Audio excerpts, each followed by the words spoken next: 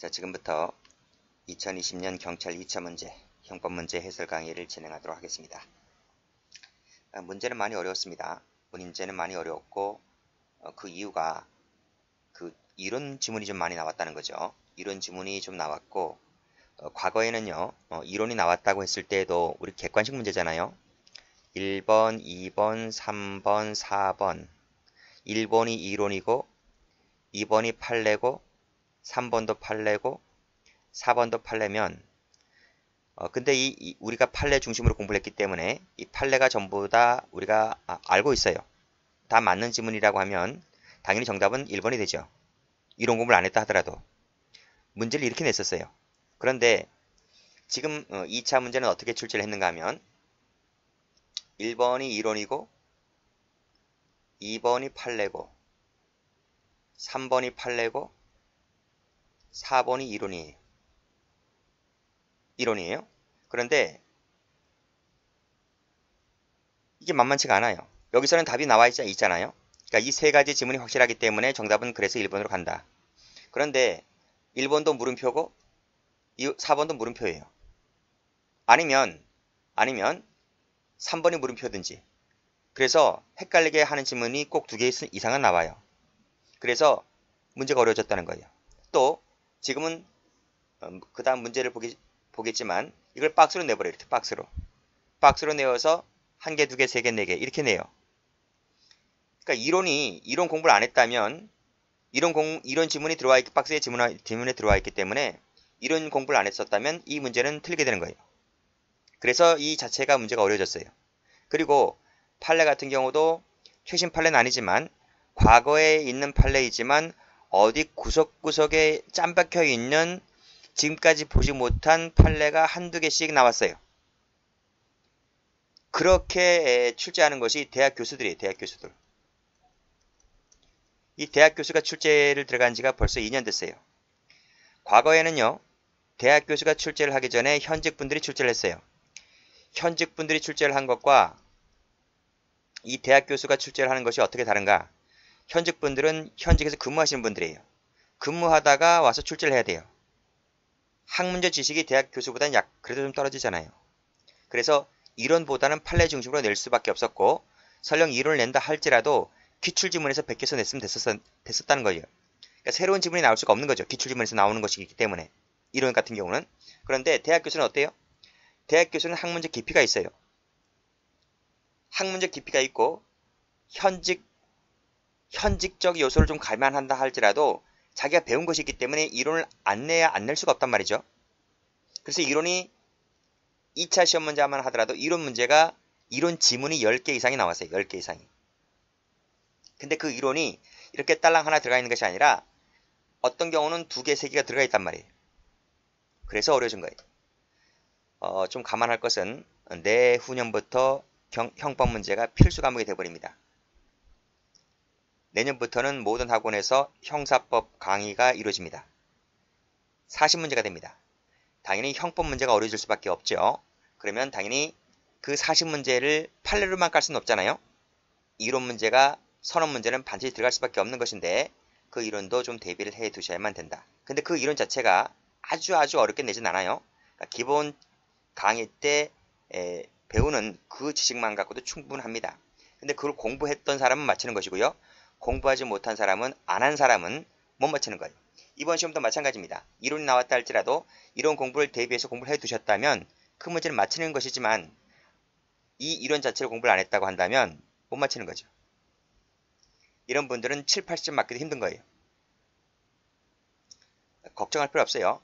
제 강의, 유튜브 강의 들으신 분들은 제 스스로가 조문하고 이론하고 판례 이 모든 것을 한꺼번에 강의를 해버리기 때문에 이 강의만 잘 따라두시면 뭐 내년도든 내후년도든 그다지 큰 걱정 없으실 겁니다. 또 어떤 분들은 걱정하시는 분들도 있어요. 혹시 강의를 내리는 건 아니냐 걱정하시는 분들이 있는데 절대로 그런 건 없으니까 잘 따라오시면 될 것 같아요. 자, 그리고 강의를 진행하기 전에 제 카페에 가셔서 일단 자료부터 다운받으세요. 자료부터 다운을 받으시고 강의를 들으시면 될 것 같아요. 그리고 이 2차 문제는 제가 승진 모의고사를 출간을 했잖아요. 그 승진 모의고사에 거의 대부분이 들어가 있고 다음에 지문이 이제 이렇게 통째로 들어가 있는 것들도 절반이 되지만 통째로 들어가 있지 않은 것들은 한두 개씩은 그 앞에 그 문제에서 출제가 되고 있는 것이기 때문에 중복되는 지문이라서 제가 그 부분은 다시 편집을 해서 넣어놨습니다. 그래서 그 모의고사를 좀 풀어보시면 될 것 같고요. 자, 그럼 강의 진행하도록 하겠습니다. 자, 1번 문제입니다. 죄형법정주의로서 옳지 않은 것을 골라라 했네요. 자, 정답은 1번입니다. 자, 성폭력 처벌법 제13조죠. 이 판례 우리 기본 강의 때 공부했습니다. 성적 수치심을 일으킬 수 있는 내용의 말, 글, 문서, 물건 등을 통신 매체를 이용해서 전달했을 때 처벌하는 조항이 이 13조입니다. 13조. 즉 13조가 적용되려면 이 통신 매체를 이용해서 전달했을 때 처벌하는 조문인 거예요. 그런데 이 사건은 어땠습니까? 피고인이 직접 상대방 주거지 출입문에 끼워 넣었다는 거예요. 피고인이 직접 상대방 주거지 출입문에 끼워 넣어서 전달했다라고 했을 때 13조를 갖고 처벌할 수 있을까? 방금 뭐라 그랬습니까? 13조라고 하는 것은 통신 매체를 이용했을 때 처벌하는 조항이라고 그랬죠. 근데 직접 출입문에 끼워 넣었다 했지 통신 매체를 이용해서 전달했다 이런 말이 없잖아요. 그렇기 때문에 이것은 통신 매체를 이용하지 않은 행위이기 때문에 13조를 적용할 수가 없는 거예요. 만약에 이 행위를 13조를 갖고 적용하게 되면 유추해석 금지 원칙에 위반되는 거예요. 그래서 이 지문은 틀린 거예요. 마지막 줄에 뭐가 되어 있습니까? 처벌할 수 있다, 처벌할 수가 없어요. 정답은 그래서 1번 되는 거예요. 자, 2번 갑니다. 2번도 우리 기본서에 나와 있는 거죠. 자동차 관리법 80조 7조 2는 자동차 이력 및 판매자 정보를 허위로 제공했을 때 처벌하는 조항이에요. 중고차 생각하시면 돼요. 중고차를 팔 때 이력이라든지 판매자 정보를 허위로 제공했을 때 이 80조에 따라서 처벌한단 말입니다. 그런데 이 사건은 단순 누락이죠. 단순 누락일 때에도 이 80조를 적용해서 처벌할 수가 있을까? 80조에는 허위 제공밖에 없어요. 허위 제공밖에 없고 단순 누락은 없단 말이죠. 따라서 단순 누락과 허위 제공은 완전히 다른 말이기 때문에 이 허위 제공 속에 단순 누락도 포함된다고 해서 이 80조로 처벌하게 되면 그야말로 유추해석 금지 원칙에 위반된다. 결국 처벌할 수가 없다. 이런 말이죠. 마지막에 포함된다고 보는 것은 죄형법정지 원칙에 어긋난다. 맞는 지문이죠. 3번 갑니다. 자, 도로교통법 제43조를 보게 되면요. 무면허 운전을 금지하고 있어요. 자, 읽어볼까? 밑에 따옴표 나와 있죠? 따옴표. 운전면허를 받지 아니하고 운전을 했을 때, 즉 뭐요? 무면허 운전을 했을 때 처벌하는 조항이 43조인 거예요. 이것밖에 없어요. 근데 이 사건에서는 뭐였죠? 운전면허를 받았는데 그 효력이 정지가 됐어요. 운전면허를 받지 아니한 무면허 운전과 받은 것과는 다르잖아요. 그쵸? 그래서 43조는 무면허 운전죄만 처벌하고 있지 정지된 것을 처벌하는 조항이 아니기 때문에 따라서 정지가 되었을 때 이것을 무면허라고 보아서 처벌하게 되는 것은 그야말로 유추해석 금지 원칙에 위반된다는 것입니다. 그쵸? 당연히 포함된다고 해석할 수가 없다? 맞죠? 그래서 이 법률로 처벌할 수 없는 거예요. 이것은 예전에 출제가 된 적이 있었죠. 전부 다 우리 책에 다 나와 있는 겁니다. 4번은 쉽죠? 엄격히 해석 적용해야 되고 불리한 방법으로 확장 해석, 유치 해석해서는 안 된다. 맞습니다. 자, 2번 한번 가볼게요. 자, 2번. 자, 다음 중 적절한 것을 골라라 했네요. 2번이 좀 어려울 수도 있어요. 왜냐하면 여기 보세요. 1번이 이론이죠. 그쵸? 그러면 일단 당황해요. 수험생들은 당황해요.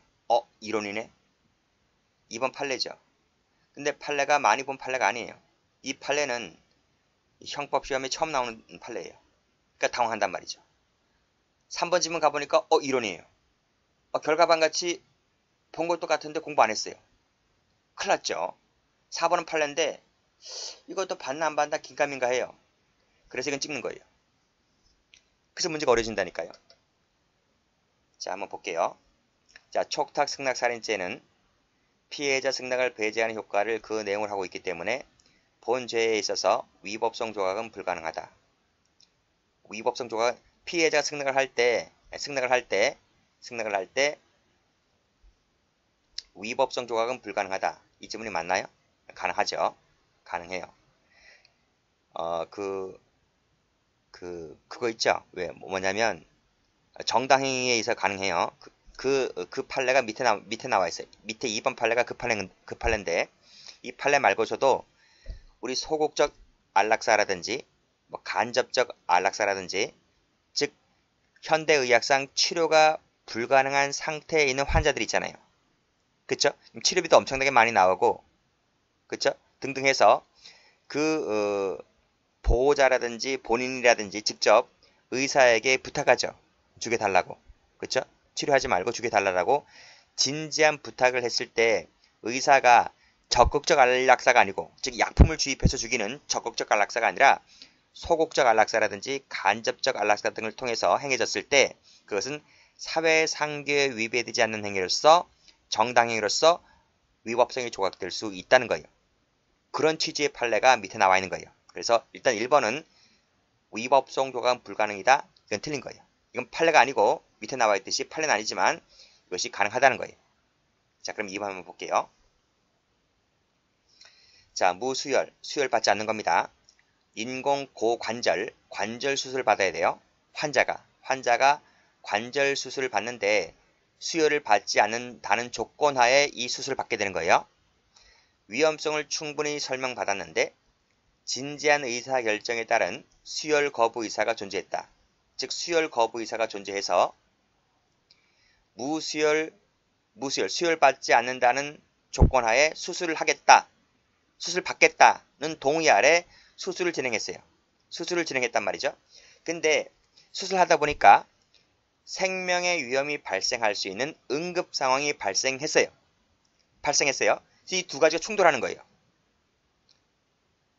그랬을 때 환자의 자기결정권을 존중해서 의사가 수혈을 하고 있지 않다가 이 환자가 죽어요. 그러니까 이 의사는 뭘 더 중시했다? 환자의 자기결정권을 더 존중했다는 거예요. 이걸 존중해서 수혈하고 있지 않다가 환자가 사망에 이르렀다라고 했을 때 의사는 업무상 과실 책임을 질까 안 질까 이 말이에요. 이거 안 진다는 거예요. 이거 지지 않는다. 그래서 이거 틀렸죠. 지금 문제가 맞는 건가요? 좀 옳은 걸 골라라 했네요. 그래서 1번 이거 틀렸고 2번 이거 틀렸고 요 2번이 왜 틀렸나요? 여기 한번 볼게요. 해설 보게 되면 자, 쭉 읽어보시고 여기 환자의 생명 보호 못지않게 환자의 자기결정권을 존중해 주어야 할 의무가 대등한 가치를 갖는 것으로 평가될 때는 이를 고려해서 진료행위를 하여야 한다. 의사가 직업적 양심에 따라서 환자에 양립할 수 없는 두 개의 가치 중에서 어느 한 가치를 존중해서 그에 따라서 행위를 했다면 이것만 갖고서는 뭐다? 처벌할 수는 없는 것이다. 하는 것입니다. 자, 이 환자가 누군가 하면요. 이 환자가 여호와 증인이었어요. 여호와 증인. 우리 형법 판례에서 여호와 증인 사건 하나 있는데요.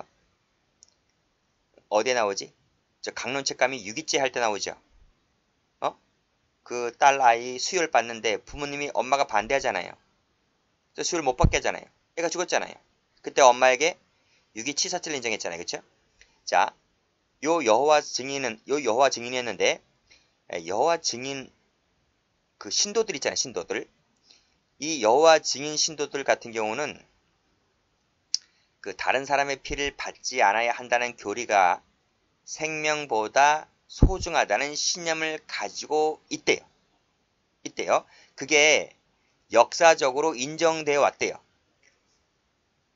역사적으로. 그래서 이 여호와 증인 신도들은 어떠한 상황에서도 수술을 받지 않는다는 것이 자기 생명보다 중하다고 봐요. 이 사건도 그랬어요. 그래서 이 수술을 받는데 이 어떤 수술이지? 아까 여기 고관절 수술을 받는데 인공 고관절 수술을 받는 데 있어서도 이 환자가 다 설명을 해줘요. 충분히 위험성이 있고 충분히 설명해주고 피가 많이 나올 것이고 경우에 따라서는 피가 부족하기 때문에 수혈을 해야 된다는 것을 설명해 줌에도 불구하고 이 환자는 수혈을 안 받겠다고 해요. 그리고 각서까지 써요. 각서까지. 그러니까 수술하다가 어떤 문제가 발생하게 되면 어떠한 민형사 책임도 묻지 않겠다라는 각서까지 써줘요. 진짜 수술하다가 그 사건이 터졌어요.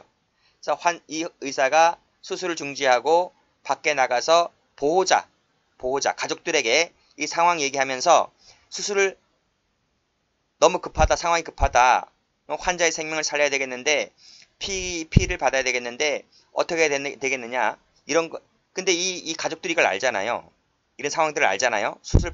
피를 받지 않겠다는 이 환자의 그 강력한 요구, 그걸 알고 있음에도 불구하고, 그게 중요한 게 아니라 지금 이 사람을 살려야 되잖아요. 이 부분이 여자예요, 여자. 근데 남편이든 가족들이든 전부 다 피를 수혈을 해달라고 요구했는데 환자는 거부하고 있단 말입니다. 그래서 의사가 결정을 못 내려요. 의사가 결정을 못 내리게 되고 수혈하고 싶은데 그래도 못 내려요. 그래서 이 의사 측에서, 병원 측에서 그 여호와 증인 그 교섭위원회 자문을 또 통하게 되는데 그 자문위원회에서도 물음표, 확답을 내리지 못해요. 그러면서 시간이 가요. 시간이 가다가 출혈은 계속되고 있고 시간은 가면서 더 이상 이제는 상황이 악화될 때까지 이르렀고 결국은 다른 사람의 수혈을 받아봤자 이제는 그 수혈도 안 먹힐 때까지 왔어요. 어떻게 할 수가 없는 거예요, 지금요. 수혈을 받아도 안 돼요. 상황이 그렇게까지 악화되었기 때문에 결국은 병원 측에서 수혈을 안 하게 되죠. 그리고 이 환자는 죽게 됩니다. 그랬을 때 이런 상황까지 이르렀다면 이 의사 측에서도 할 도리는 다 했다는 거예요. 결국 뭐다? 업무상 과실을 묻지 않았습니다. 무죄라고 봤다는 얘기죠. 그래서 틀렸어요. 자, 3번 볼게요. 자, 결과 반가치론 제 기본 강의 때 다 설명드렸죠? 결과 반가치론에서만 구하는 입장은 이 우연방위 같은 경우에 무위법성을 탈락시킨다. 맞죠? 동그라미. 자세한 것은 기본 강의 들으시고요. 그래서 결과 반가치론, 행위 반가치론 할 때, 불능 미수설 할 때 전부 설명을 드렸기 때문에 그 참조하시면 될 것 같아요. 어려운 거 아닙니다. 자, 4번 볼게요. 자, 사전투표, 직접 투표를 한 주주들에게 무상으로 상품 교환권을 제공했습니다. 뭐가 됩니까? 선거법 위반이죠. 공선법 위반. 이것은 밑에 줄 사회통념상 허용되는 범위를 넘는 것이기 때문에 않는다 틀렸고 조각되지가 않습니다. 설령 이 상품권을 제공했다라고 했을 때 이 피고인 측에서 그 변호인의 의견을 듣고 또 이사회의 의견을 거쳐서 했어요. 변호인의 의견을 듣고 이사회의 결의를 거쳤다 할지라도 이것은 정당화될 수가 없다. 즉 우리 16조 차고 배울 때, 금지 차고 배울 때 정당한 이유가 없다라고 됐고, 그래서 결국은 위법성 조각도 안 되고 책임 조각도 안 되고, 그래서 마지막 줄에 뭐가 되어 있습니까? 마지막 줄에 여기 이 공여죄로 처벌되는 것이다. 이렇게 보시면 됩니다. 정답은 다 틀렸고 정답은 3번이 됩니다.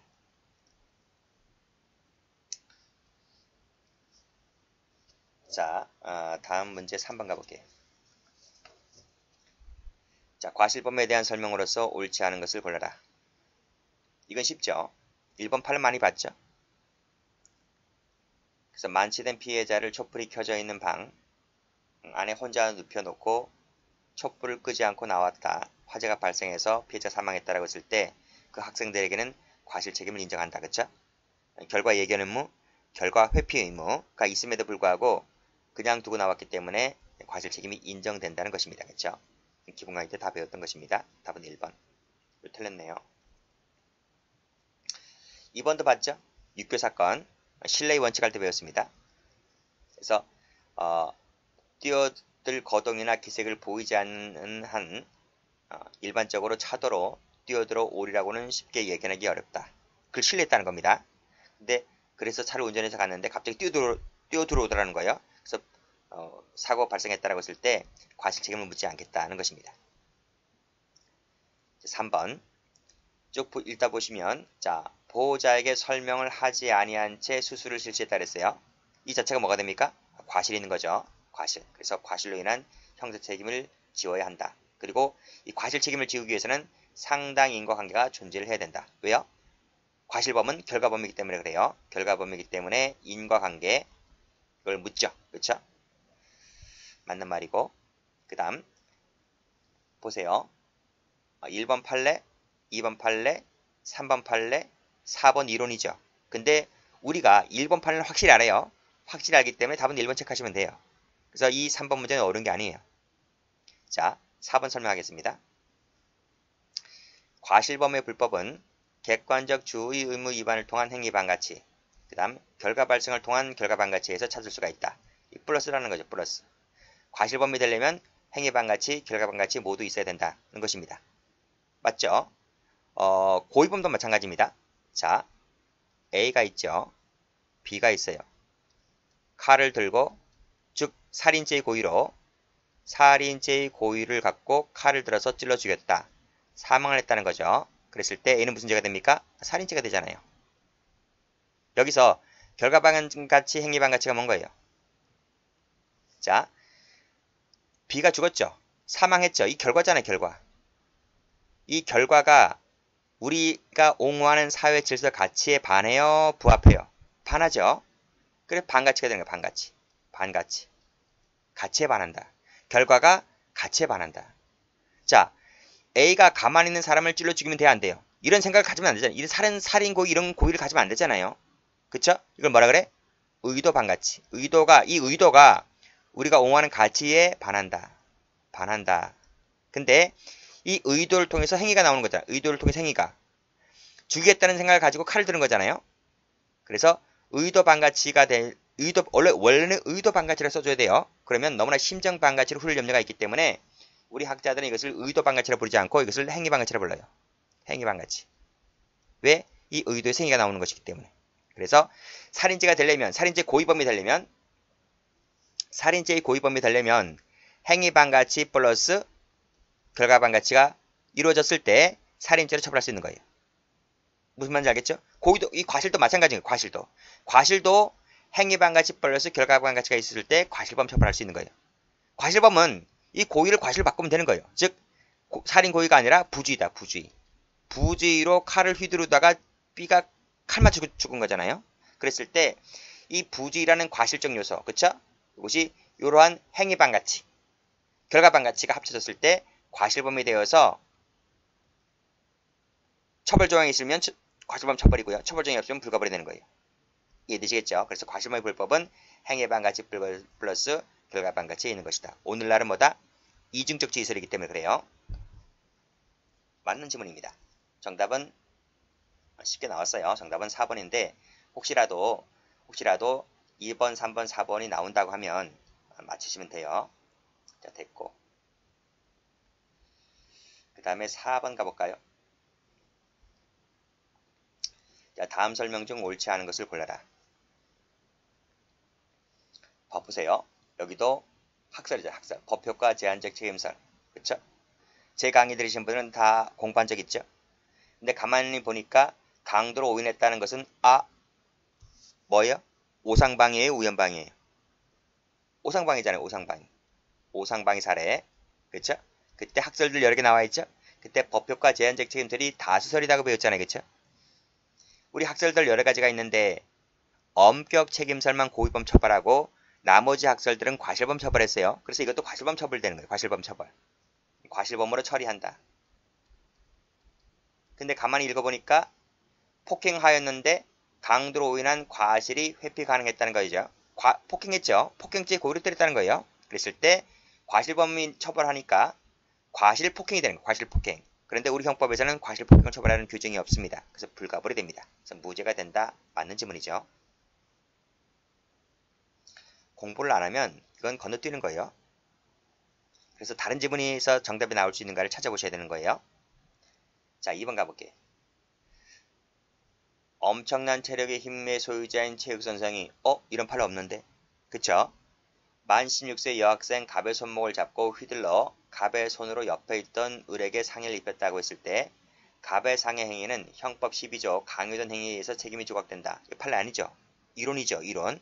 이론을 알아야 풀 수 있는 거예요. 자, 보세요. 일단 1번도 이론, 2번도 이론, 3번은 판례고 4번은 판례네. 그럼 일단은 보세요. 1번, 2번 일단 모른다 칩시다. 여러분들이 그쵸? 3번부터 볼까? 3번에서 답이 나와줘야 되는데요. 자, 경기 불황 상황에서 임금 지급을 위한 모든 성의 노력을 다했어요. 경영 부진으로 인해서 도저히 자금 사정 등 도저히 지급기일 내에 임금을 지급할 수 없었던 사정이 이것이 인정된대요. 인정된다. 받아들여졌다는 것입니다. 그랬을 때 이 사장에게는 근로기준법 위반죄의 책임을 물을 수 있어요? 2판례 제 기본 강의 때 있잖아. 기본서에 있잖아. 2판례. 그치? 책임이 조각된다. 책임이 조각된다. 그쵸? 구성요건 해당성 위법성이 아니고 책임이 조각된다. 라고 배웠습니다. 기본서에 있어요. 맞는 지문이에요. 자, 수학여행 사건 다 아시죠? 이건 즉각 강의 안 해도 알겠죠?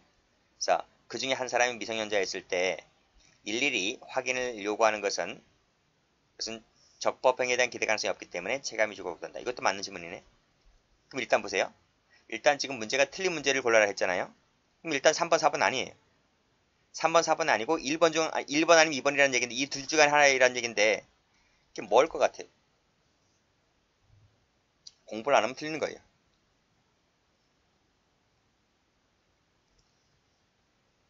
자, 2번 가볼게요.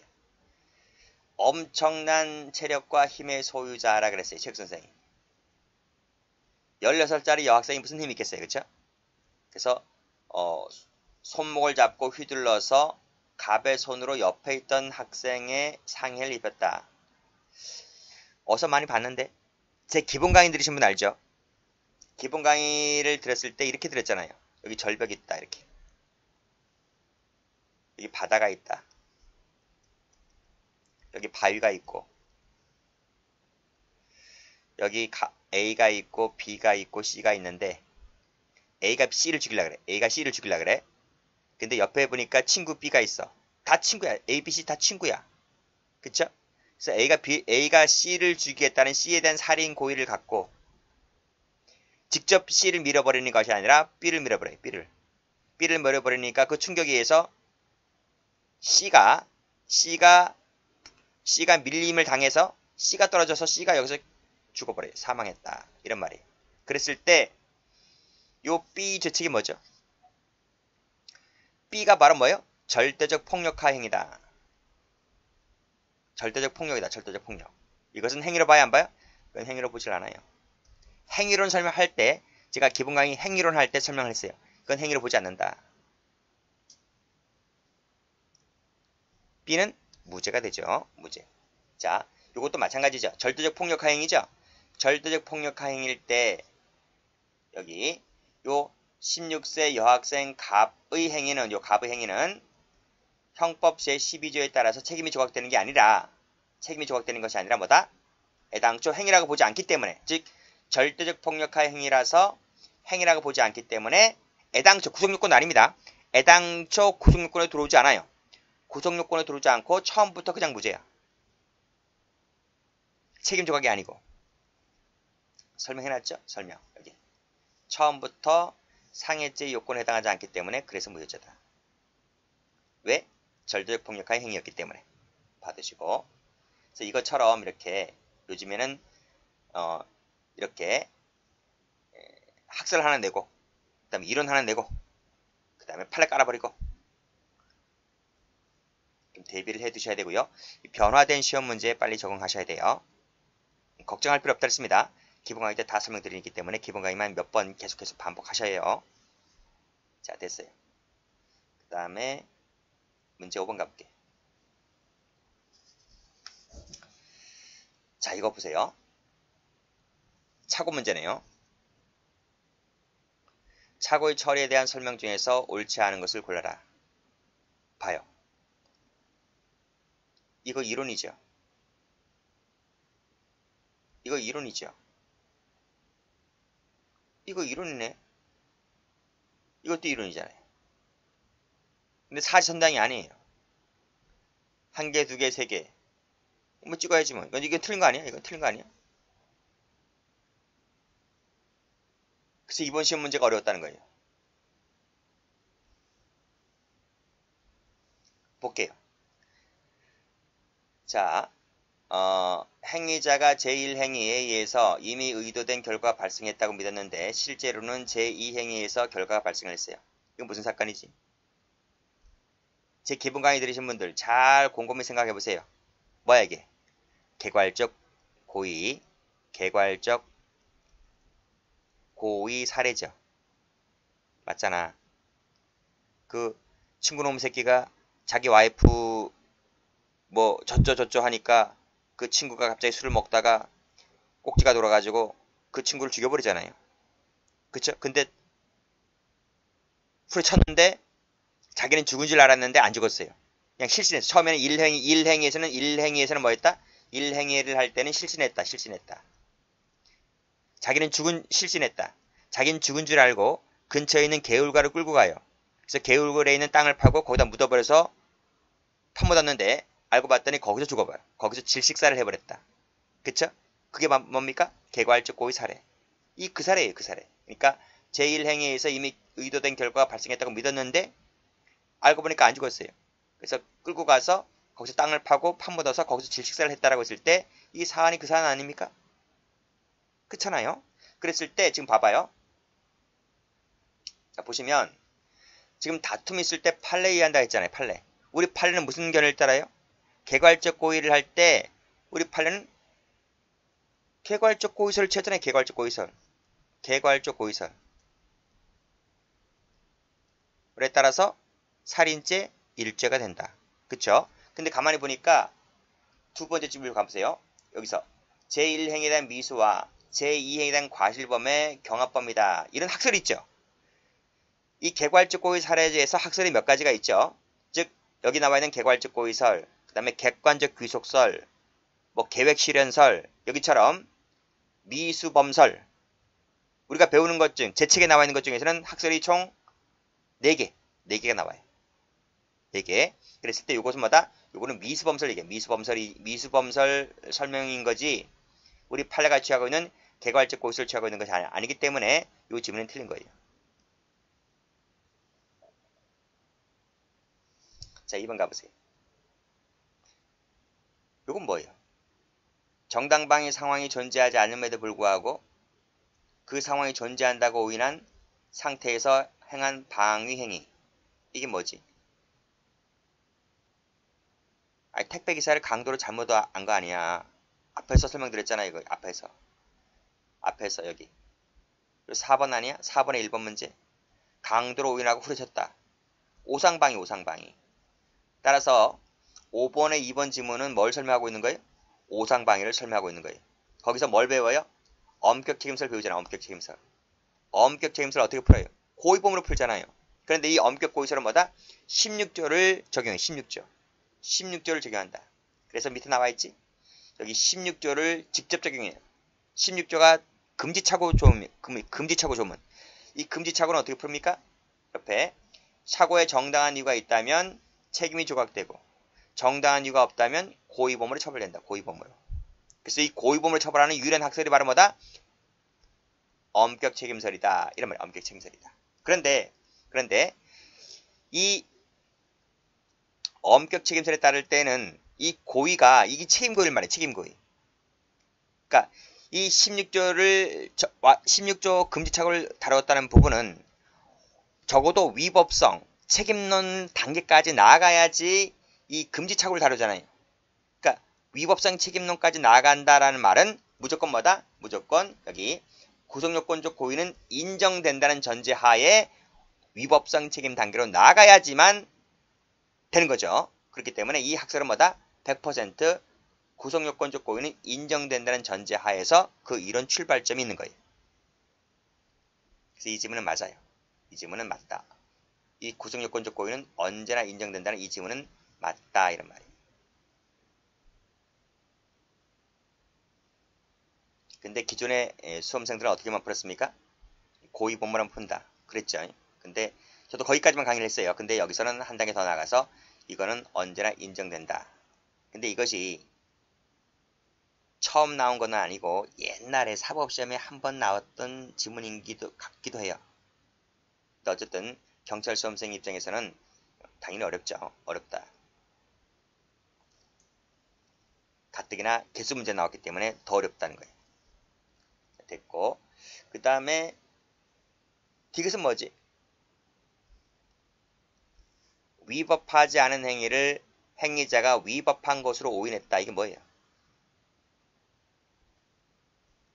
동성애. 예를 들면 동성애가 위법하지 않잖아요. 근데 집단에는 동성애가 위법하다라고 인식하고 동성애를 하고 있잖아요. 이 동성애가 환각범 아닌가요? 그치? 환각범의 대표적인 사례가 동성애 아닌가요? 동성애는 어떻게 처벌합니까? 불가벌이지. 처벌 정도 없어요. 불가벌. 그래서 근데 마지막 줄은 뭡니까? 형벌을 부과해야 된다. 위 틀렸죠? 불가벌인데. 자, 4번. 추상적 사실 착오 중에서 객체의 착오 및 방법의 착오에 대한 구체적 부합설과 법정적 부합설은 결론이 똑같다. 이게 맞는 지문입니까? 틀린 지문입니까? 제 착오론 공부하신 분들 있죠? 고정유권적 착오론 공부할 때 자, 여기 보세요. 이 두 학설이 결론을 달리하는 부분이 딱 하나밖에 없어요. 그 딱 하나가 바로 뭐다? 구체적 사실 착오 중에서 방법의 착오뿐이다 이 말이야. 나머지는 전부 다 결론이 똑같아요. 이 학설이. 자, 구체적 사실의 착오, 추상적 사실의 착오. 여기에 또 어떻게 나오나요? 여기서 또 두 개 이렇게 쪼개지죠. 이렇게 객체의 착오, 방법의 착오, 객체의 착오, 방법의 착오. 여기 구체적 부합설, 법정적 부합설, 추상적 부합설. 이 그림 생각나시나? 부합설. 할 때 제가 말씀드렸잖아. 요 특히 이 부분 요 구체적 부합설하고 법정적 부합설을 조심하셔라. 요 두 가지가 제일 단골로 제일 잘 나오니까. 그렇죠? 이건 우리나라 학설을 추상적 부합설은 우리나라 학자가 취하는 견해가 없기 때문에 거의 시험에 나오지 않고 요 두 가지 학설 조심하게 하시라고 했는데 이 두 가지 학설이 유일하게 결론을 달리하는 부분이 이 부분입니다. 이 부분. 구체적 사실 착오 중에서 요 방법의 착오. 이 부분. 요 부분만 견해를 달리하고요. 달리하고 나머지 부분은 똑같아요. 그래서 요 객체, 구체적 사실 착오 중에서 객체, 추상적에서 객체 방법은 똑같아요. 색깔 칠해진 이 부분만 결론을 달리한다. 는 것이 제 해설 부분이에요. 해설 부분. 따라서 올라가 보시면 추상적 사실 착오니까 여기죠. 여기 이 칸에서 객체의 착오 및 방법의 착오에 대해서는 두 학설의 결론이 똑같다. 맞는 지문이지. 맞는 지문. 답을 고르면 X 동그라미니까 답은 3번 되겠네. 3번. 근데 이 문제도 어렵다. 공부 안 하신 분들은 찍어야죠. 그쵸? 공부했다 하더라도 만만치 않은 지문입니다. 그쵸? 자, 여기까지 하겠습니다.